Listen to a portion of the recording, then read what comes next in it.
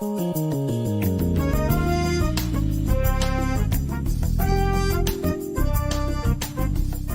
speaks. It speaks through struggle and success, through music and messages, the preconceived and the unexpected.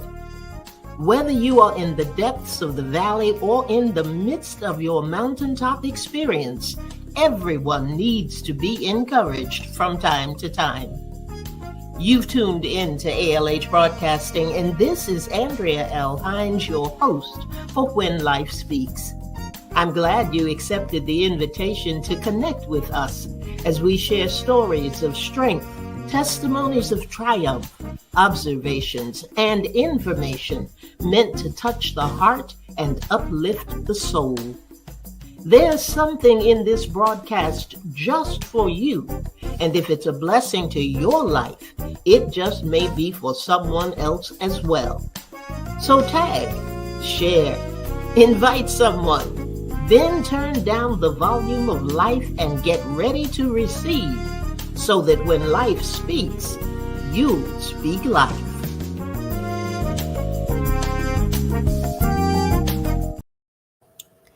Good evening, everyone, and welcome to When Life Speaks. I'm your host, Andrea L. Hines, and I am so glad that you took advantage of this opportunity to join us tonight. It is going to be an interesting evening, to say the least, and I am glad that you are able to be here. There's a lot going on, always got a lot going on, and I thank each of you for taking the time to come out to join in the conversation, to be with us, because you know this is the time that you get to turn down the volume of life for just a little bit. And it's also a time that, well, this is our E2 segment. Our E2 segment is usually a short show. Give you some food for thought, allows you to be encouraged about some things. Hopefully, at least that's the intent. And just a few poetic verses to put things in perspective, sometimes in the evenings when we get together. So I thank you for joining. I encourage you to share this with somebody else, somebody that you know, a friend or co-worker, whoever it might be, and just kind of relax for a little bit and think. These are things just that make you think a little bit. And let's see, Naikayeta, you know what? You are first in my lineup tonight from the village, and I'm glad that you are here and glad that you have an opportunity to give some input in what we're going to talk about tonight. I had a conversation. I shouldn't say a conversation, because many times as I'm talking to people, or somebody may call for prayer, it could be any number of things, but we will get into a conversation based on what may be going on at the time. And recently I had been talking with a few people, and we were just talking about, life and what's happening in life. And just seems like everybody's on the struggle bus right now. And there's so many things that are happening, and so many things we wish we could change. We wish we could do it differently. We wish some things hadn't happened or turned out the way that they did. And it came back to the statement, if I knew then what I know now, what would I do differently? What would I change? What would I alter? And the answers were very interesting. And it was interesting because in so many cases, we all felt the same way in one way or another. And so I sent it out to the village. Those are the people who don't necessarily want to come on air, but they do have good insight and good opinions about whatever the topic may happen to be. So I sent it out to the village and said, okay, if this is a situation, what would you do? What would you do differently? Have you ever even felt that way? And I find that usually this comes up in very pivotal moments. They're usually those tough situations and circumstances. And you may feel beaten down, you may feel discouraged, you may just feel weary, or you're just in a moment of reflection and you look back and think, boy, whew, if I had known then what I know now, I would not have taken that path, or I would have gone a different way, or I would have listened more, prayed more, or paused more, whatever it might happen to be. So I wanted to share with you just a little bit, just a few of the responses, because maybe you might find yourself in these places at some point in time. And Nikayeta, who's a part of the village, expressed her thoughts. And Nikayeta was not the only one who was in this particular place and posture. And what she said was, if I would have known Christ earlier in life, not church, she's very specific. She said, I don't mean church, but having a relationship with God, I would have been better than I am now. I would have been better than I am now. And that is something that Nike had, and I just thought about it just this moment, that we make the assumption that um, things would change, that if we altered in some way the things that we wish we had known then, uh, that something would change dramatically. But sometimes I wonder if it really would. If it really would. It may be different and it may look different, but would it really change? Because everything is a part of God's plan and a part of God's purpose. But there were so many people who were saying, I wish I had known him better then. Would I have made different decisions? Would I have treated people differently? Would I have used wisdom in a different way? What would have happened even in my own life? And this is something that I think I have probably shared at one point of time, but I went through a period where I was unemployed, and I was unemployed for a year. I mean, I could not get a job anywhere. And when I say anywhere, I mean anywhere. I just couldn't find a job. But I got up every morning, got dressed as if I was going to work, and went down to my office, and I wrote passages called A Minute of Meditation. I did it 5 days a week for an entire year. I did that. But as soon as I finished, I would come upstairs and I would sit down and I would start, I'm not going to say whining, but I was whining, and start thinking, where can I get a job? Where can I find a job? Where can I find a place to work? Because I need an income, and all those other thoughts that went through my mind. But the reality of it is, I also asked myself later on, what would have happened in my life if I had come upstairs and just continued to worship him, just continued to give him praise, just continued to thank him in the midst of everything that was happening in my life, instead of coming up and wondering, where am I going to work? The issue was, he said he would supply all of my need. And even in everything that was going on then, he did. For that year, he took care of me. He took care of me. And I just say that to say that sometimes, we're thinking things would be different. If I had known sooner, if I had done something that I know to do now that I didn't know then, things would be drastically different. And somehow that equates for us to ease. Things would be a little easier, a little smoother. And that's not necessarily so. But I feel just like you did. If I had known now, and I was church, I was definitely church. I was always in church, been in church all my life, but I did not have that vertical relationship. So I'm not sure that I would have necessarily been better than I am now. I definitely would have gone through some things differently than I had in this life's journey. But there were many, many people who said, you know what? If I'd known him, if I had just known him, things would have been different. Things would have been different. So I appreciate that comment. And I see Bernice has popped in. Hey there, Bernice. Good to have you. And Bernice had a good answer for us also. And I'm going to read you what she said. She said, I think while or after I was enduring the pain of some of my bad decisions and living with the regret of making those, oftentimes I found myself asking myself, what was I thinking? And wishing I could go back and change the bad or wrong decisions I had made. But I also know that sometimes in life, that option is just not doable. My life's journey has taught me that wrong decisions are all factored in as a part of God's plan for my life, and that the journey of making bad decisions and learning from them is purposeful.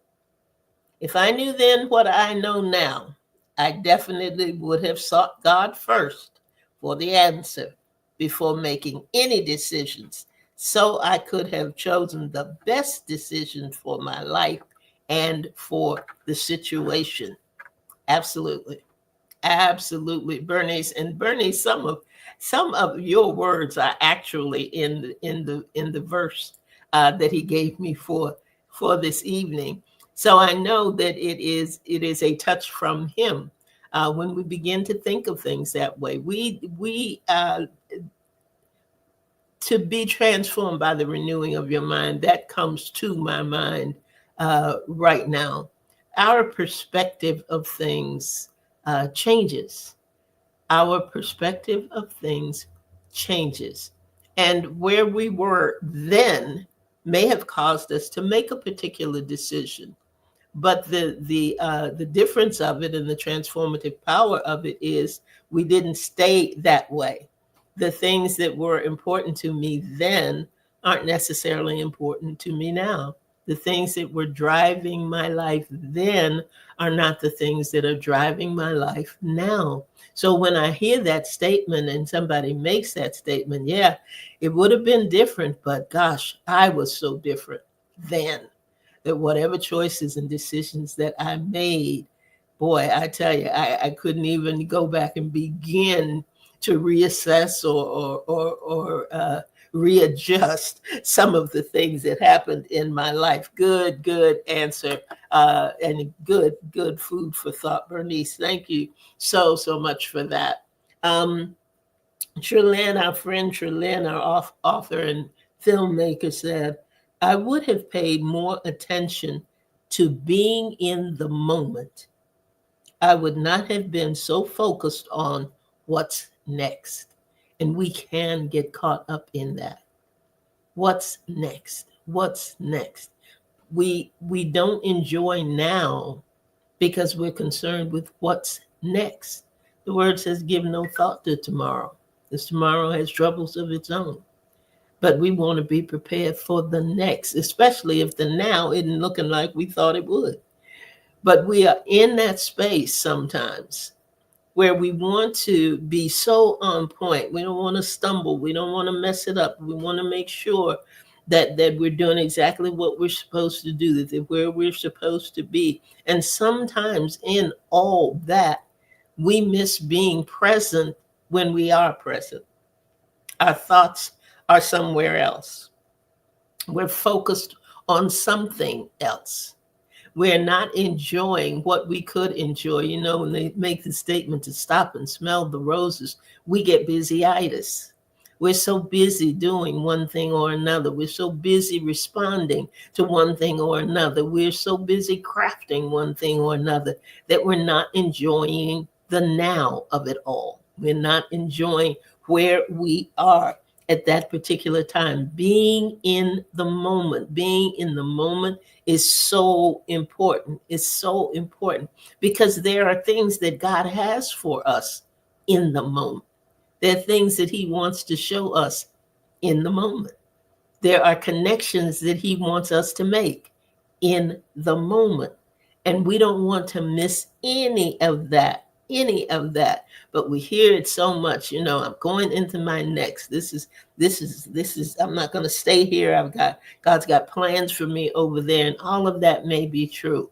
But don't miss what's happening right now because you are focused on what you think is next. Thank you, Trelyn. We appreciate that remark from you. I had something from Pastor Kelvin too. Pastor Kelvin says, wow, lessons learned. He took it from that perspective. He said he would have been more patient and not so quick to move, respond, or chase. Patience is an extremely powerful virtue. It is not that serious. It can wait. And that is something that I have had to learn. And I've said it many times, but a friend's son, uh, she was just real distraught about something, and she was going over it and why it was so awful and what should have happened, the shoulda, coulda, wouldas that we go through sometimes. And her son said, Ma, it's not that deep. The world is not going to stop spinning on that. And I always remembered that remark. I think he was a high school student at the time. And I thought, boy, what wise words. The world is not going to stop spinning. Sometimes the things that we are so pressed to do are not even God ordained or God assigned or God aligned for us to do. And we are just spinning our wheels and working so hard and being weary in well doing and doing all of those things because we don't even realize that that's not his agenda. Who said we had to do that? Who said that had to be the first thing on our list of priorities? Who said that we had to make the decision right now? Sometimes we need to breathe. Sometimes we need to just stop long enough to ask God, Father, what is it that you're telling me in this moment? What is it that you want me to do at this particular point in time? And we don't take the time to do that. So, Pastor Calvin, I'm with you. Sometimes we just got to be patient. We got to step back and take a breath and realize, and first of all, ask God, particularly when we're feeling the press and the stress of it all. Just ask him, God, is this what you are wanting me to do? Is this for you? Is this what you are directing me to do to bless someone else?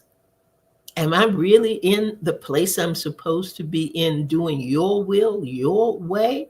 Or am I just moving through? Am I just getting it done? Got to get that Sharpie and check it off the list. Got to make sure that it has happened. And sometimes we're running ourselves ragged on a plan that's not even God's plan. Patience, absolutely. Absolutely. Taking your time, absolutely. Checking with the Father, you better believe it. These are things that will affect the decisions that we make and will take us in the path or set us right on the path that God wants us to be on and stay on until he gives us our next set of instructions. Bernice is popping in now. She said, I found out what helps me to move or get over my mistakes is not to allow myself to live in regret, because regret allows me to keep rehearsing it in my mind constantly. Rehearsing. Bernice, I'm telling you, that is a powerful statement. And that we don't even realize sometimes that that's what we're doing. And we don't realize that when we are rehearsing, we're also reliving whatever that moment was. We can't get past it and we can't get over it because we're stuck. We get stuck in those places of regret. We get stuck because every time we think about it, we're reliving it. Every time that we share it with somebody, we're reliving it. We're reliving it. And that's not what the intent is. It is to learn and move past whatever it is that is going on. Thank you. Absolutely. Anybody out there who is listening, who is a part of the broadcast tonight, if you want to make a comment, and just put it in the comment section, and we will be sure to call it out and mention it during this broadcast. Um, Let me see. There was somebody else we had. Oh, Victoria. Victoria's was, and it was interesting too, because some of the responses were based on a thing or a particular period of time or something, um, uh, kind of a one-stop shop. It was this thing that, or this time that I had that thought process at work. But sometimes there are things that are lifelong things, things that impact us over a long period of time, like our relationship with Christ and those things. Victoria's was more centered on something. And she said, knowing what I know now, I would have finished college when I was younger, and most certainly before I had my children. I did eventually get my bachelor's degree, but it was hard navigating a husband, children, and a full time job. Add in caring for my aging parents, and you have a stressful life. I should have done the whole college thing when I finished high school.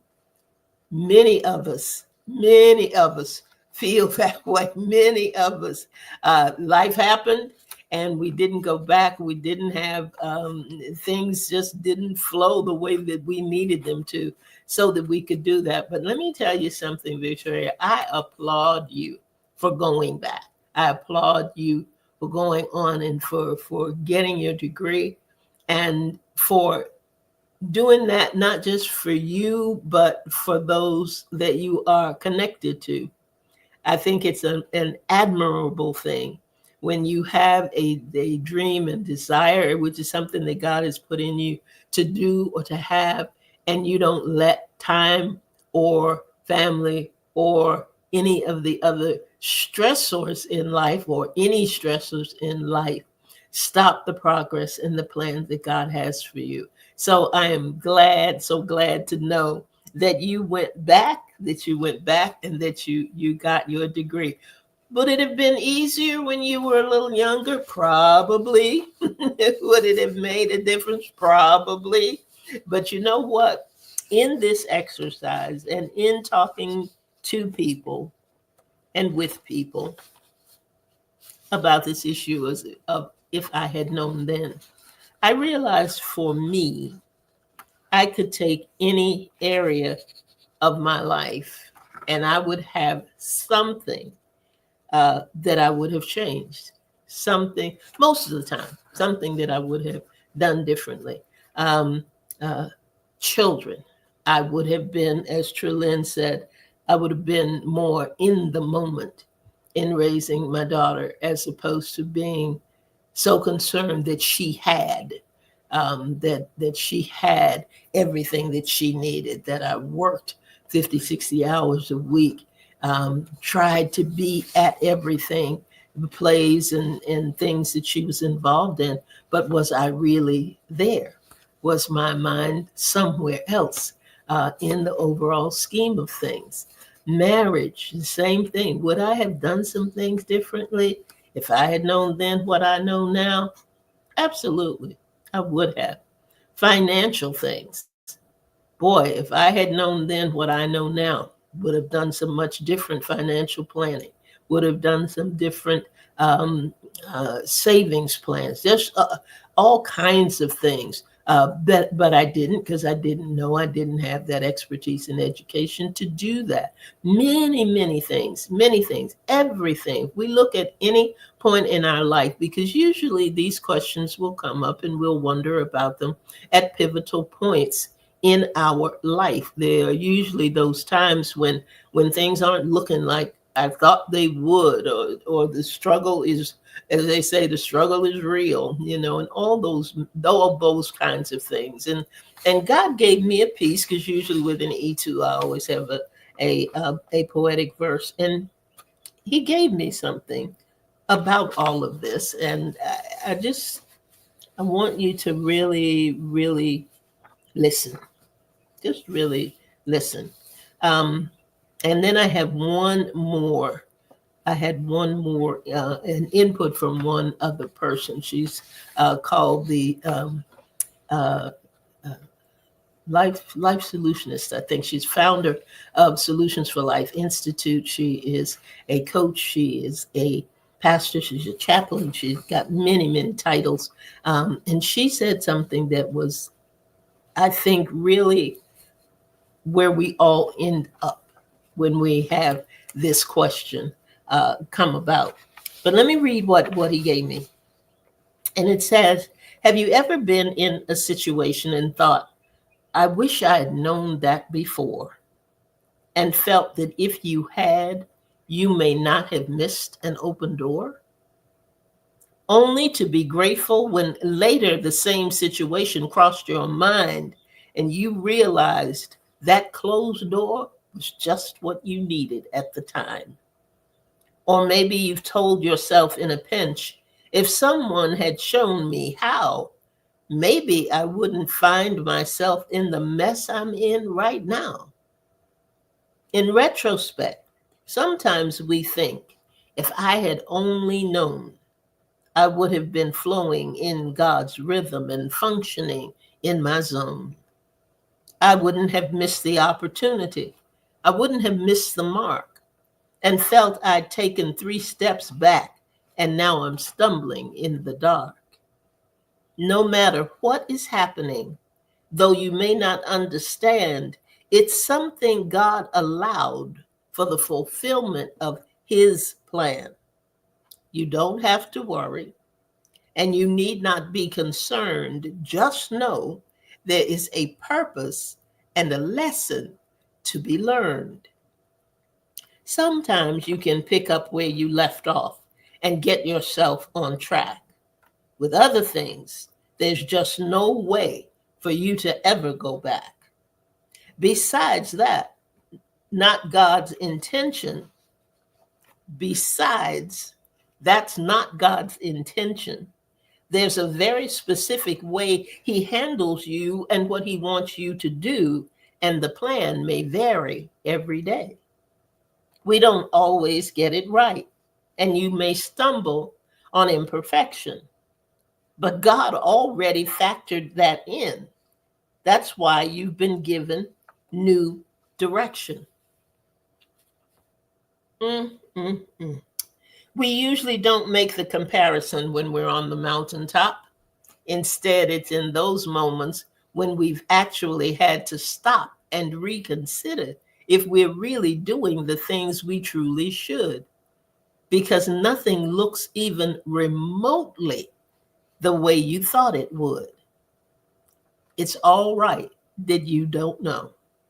Then God didn't want you to. He was more concerned with what you needed to learn to prepare for the new. Now, all these thoughts for some may lead to a harsh reality. Truth be told, wherever you found yourself was exactly where you were supposed to be. Exactly where you were supposed to be. God doesn't make any mistakes. He has a plan. He has a purpose. There is a process for absolutely everything that you're going through. You're not at the end. For some, we are right at the beginning. There's a new journey. There's a new start. There's a new process. There are new things to allow us to apply everything that we have learned. Is life easy? No. And that's what we think. We want things to be at a point where it is smooth sailing, where we don't have to struggle as hard, where everything is just settling in. You're just in that groove. We want life to be better, smoother, easier, but the battles are what teach us, and the struggles are what strengthen us. They grow us up. They allow us to help others and be what God put in us in the earth, and He will get the glory. He will get the glory. So anytime that you're thinking, boy, if I had known that then, always know, always know that he didn't intend for you to know it. He didn't intend for you to have it. He didn't intend for you to understand it. He didn't intend for you to realize it. He set it up, allowed it, is in charge of it, is part of the process for it, so that you will have the capacity that you need to do exactly what he put you in the earth to do, to be exactly who and what he has called you to be. So don't fret and don't regret. Just know that God has it done that way so that it will be on the path that he set, the one that he set in motion. Nothing is new news to him. He always knows exactly what you need, exactly when you need it. I think it is good for us to think about and reconsider and let our minds go back and reflect on the things that we have done, and because that's where the learning process comes in. Yeah, boy, I wish I had known, but because I didn't know, this is what I learned. This is what he has shown me. This is what he has taught me, so that when I connect with someone whom he puts in my path, I will be able to allow them to see the light and love of Christ that emanates from me. He wants to use it for his glory. He wants to use it to be a blessing to somebody else. Would it have been great? Maybe it would have. Would it have made life a little bit easier for you in that season, at that time? Maybe it would have. But at the end of the day, it was what you needed at the time in order to be who you are right now, and to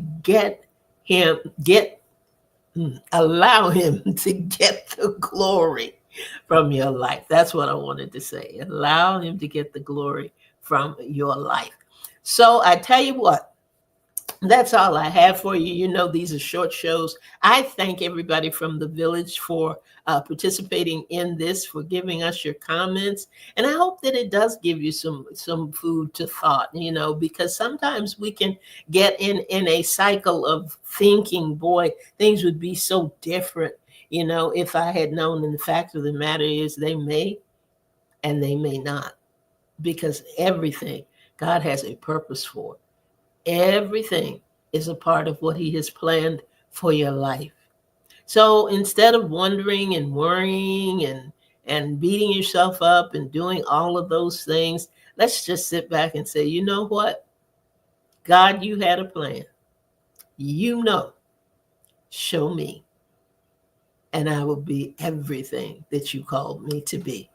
Oh, I thank him for that. I thank you all for being present with me tonight. Thank you for your input. And we'll see what else God has for us in another E2 session. But for tonight and for right now, God bless you. This is a great time on Thursday evenings to turn down the volume of life and get ready to receive, so that when life speaks, you'll speak life. Come on back next week, everybody. And until then, make the days great.